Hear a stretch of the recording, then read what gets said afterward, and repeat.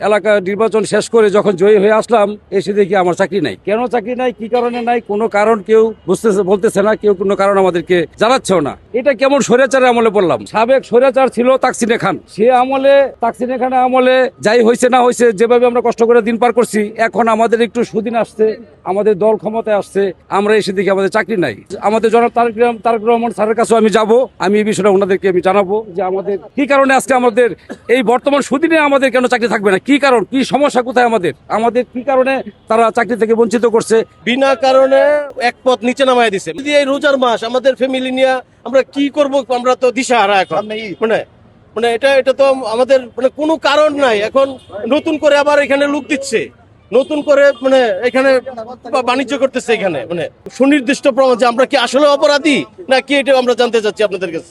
আমি ঢাকা ওয়াসাতে ৬ নম্বর জোনে জব করি। মানে এখানে আমাদের যারা আছে প্রায় ৭০-৮০ জনের ৩৯ জনকে মানে বিনা কারণে, হ্যাঁ বিনা কারণে ওনাদেরকে এক পথ নিচে নামায় দিছে। মানে পিউন একটা মাস্টার আর ৪২ জনকে চাকরিচ্যুত।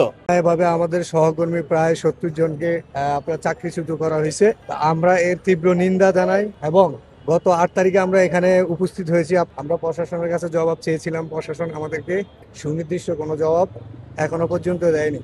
এটা কোর্টের মাধ্যমে কয়েকবার রায় হয়েছে এবং রায়ের কপি আপনার আমাদের প্রশাসন বিভাগেও চলে গেছে, কিন্তু সেখান থেকে কোনো সুরাহা আসে নাই। প্রশাসনের কাছে দাবি জানাইতেছি অতি বিলম্বে আমাদের এই সহকর্মীদের চাকরি ফিরিয়ে দেয়। গত মাসে আমাদের অনেক ভাই আছে যাদের ফোন করে ওই চাকরি থেকে অব্যাহতি দিছে, এবং এর আগে আরো 1 মাস আগে আমাদের ৩০-৩৫ জন আছে ভাই আমাদেরকে কল দিয়ে বলছে যে আপনাদের যেখানে আছেন সেখানে আপনারা থাকতে পারবেন না, আপনাদেরকে ইয়াতে দেওয়া হলো, এই মর্চে দেওয়া হলো, হ্যাঁ পাম্পে দেওয়া হলো।